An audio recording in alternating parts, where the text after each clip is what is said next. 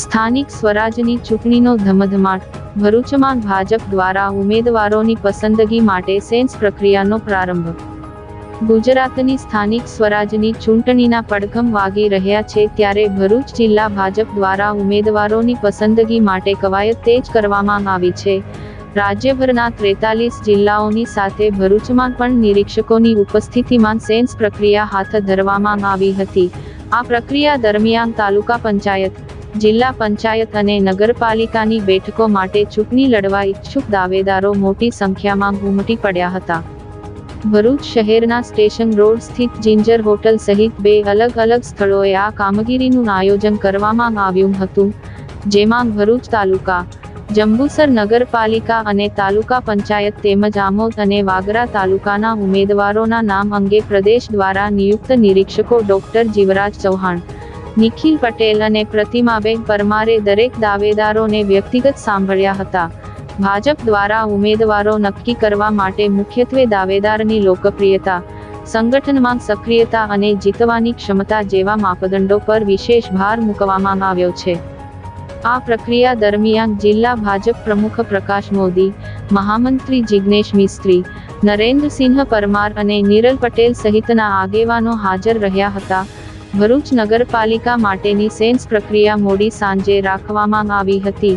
નિરીક્ષકો દ્વારા તૈયાર કરવામાં આવેલી સંભવિત નામોની પેનલ હવે પ્રદેશ કક્ષાએ મોકલવામાં આવશે. ત્યારબાદ પક્ષના હાઈકમાન્ડ દ્વારા આખરી ઉમેદવારોના નામોની જાહેરાત તબક્કાવાર કરવામાં આવશે.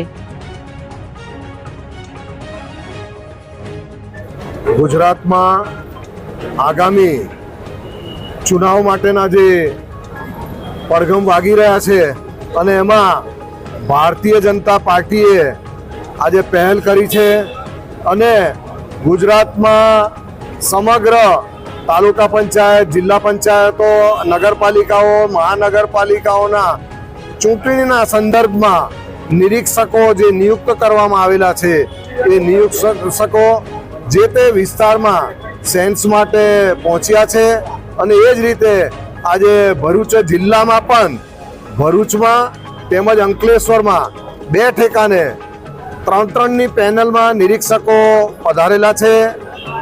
આજે ભરૂચમાં સ્ટેશન રોડ પર આવેલી જિંજર હોટલ, જે મૂળ ચેતના પ્લાઝા તરીકે ઓળખાય છે, એમાં નિરીક્ષકો પધારેલા છે અને તેઓ અત્યારે સવારે ભરૂચ તાલુકાના ઉમેદવારી કરનારા ઈચ્છનારા લોકોનું આજે અહીંયા ઇન્ટરવ્યુની શરૂઆત થઈ છે.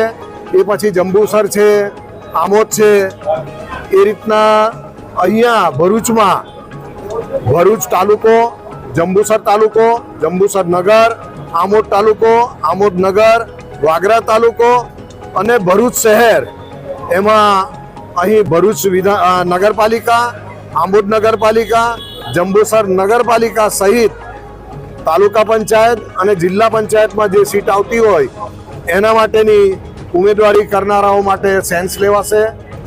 અંકલેશ્વરમાં જે ગોકુલધામ સ્થિત જીઆઈડીસીની નજીક બીજું એક સેન્ટર છે અને ત્યાં પણ 3ની પેનલમાં નિરીક્ષકો જે આજે શરૂઆત થઈ છે સેન્સ લેવાની, એમાં હાંસોદ તાલુકો, અંકલેશ્વર તાલુકો, અંકલેશ્વર નગર, એ ઉપરાંત નેત્રંગ તાલુકો, વાલિયા તાલુકો અને ઝઘડિયા તાલુકો, આટલા વિસ્તારના લોકો જે ઉમેદવારી કરનારા ઈચ્છનારા છે એ લોકોની સેન્સ લેવાશે.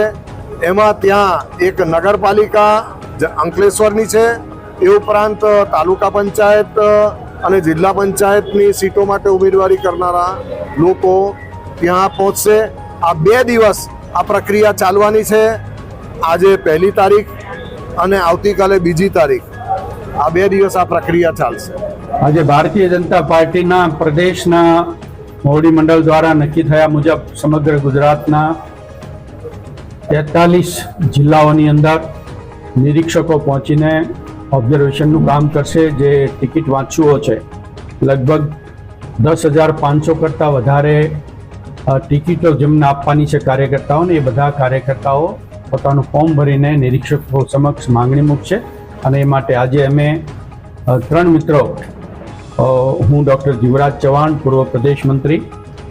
મારી સાથે આઈટી સેલના કન્વીનર ગુજરાતના શ્રી નિખિલભાઈ પટેલ અને ગોધરાથી પ્રતિમાબેન પરમાર પ્રદેશ કારોબારીના સભ્ય છે. અમે ત્રણેય આજે અહીંયા આવ્યા છીએ. 4 તાલુકા પંચાયત, 3 નગરપાલિકા અને જિલ્લા પંચાયતની 16 જેટલી બેઠક ઉપર જે ટિકિટ વાંચુઓ છે, જેમણે ટિકિટ માંગી છે, એમને સાંભળવામાં આવશે. બધા જ કાર્યકર્તાઓના બાયોડેટા લઈ એમના ફોર્મ સ્વીકારીને જે યોગ્ય હશે ચર્ચા કરી, સંકલન કરી પ્રદેશની પાર્લામેન્ટરી બોર્ડ સમક્ષ લઈ જઈશું અને પછી પ્રદેશની પાર્લામેન્ટરી બોર્ડ નક્કી કરશે. તો આજે અમે 3 મિત્રો અહીંયા ભરૂચમાં જિંજર હોટલમાં નિરીક્ષકો તરીકે કાર્યકર્તાને સાંભળવા આવ્યા છીએ. અન્ય પક્ષમાંથી જોડાયેલા લોકોને શું ટિકિટ આપવામાં આવશે? એ પાર્લામેન્ટરી બોર્ડનો વિષય છે, એ અમારો વિષય નથી. અમારે તો જેણે ટિકિટ માંગી છે એના ક્રાઇટેરિયા મુજબ એના મેરિટ વગેરે એની માહિતી લઈને પ્રદેશમાં આપવાની છે. અન્ય પક્ષમાંથી આવેલો હશે કે બીજો કોઈ પણ કાર્યકર્તા નવો હશે, જૂનો હશે, એ બધાને આપવાની જે જવાબદારી અને એનો અધિકાર પ્રદેશની પાર્લામેન્ટરી બોર્ડનો છે. પસંદગીનો ક્રાઇટેરિયા કાર્યકર્તા હોય જે પાર્ટીની ફિલોસોફીને સમજતો હોય, પાર્ટીના જે નીતિ નિયમો છે એને એ લાગુ કરીને ચાલતો હોય, પાર્ટીએ જે પંચનિષ્ઠા પ્રમાણે જે નિયમો બનાવ્યા છે એને સમજતો હોય અને કેટલાક વર્ષોથી એ કાર્યકર્તા હોય, એ પ્રકારનું છે. બાકી જે માંગે છે કાર્યકર્તા કેટલાક એવા પણ હશે જે નવા હશે અને કેટલાક એવા હશે ખૂબ સિનિયર હશે. બધા જના જે માંગણી છે પ્રમાણના માહિતી ફોર્મ લઈને અમારે જવાનું છે.